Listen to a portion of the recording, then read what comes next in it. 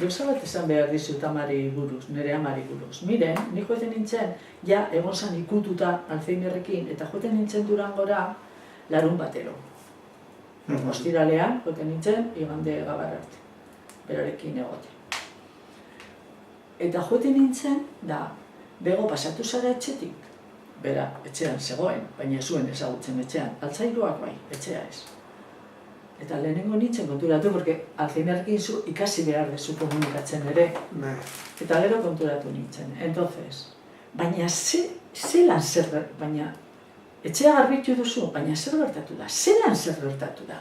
Burrunbada bat egon da, handik etorri dire hegazkina, eta Durangoko bombardeoari buruz, astero, galdetzen zidan.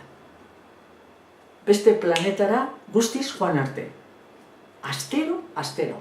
Esplikatzen nien, ja, ikasi nuenean, esaten nien, bai ama pasatu naiz, dana ondo dago, garbitu dut, bale, ordua izen da. Eta listo. Eta hurrengo astean geuza bera.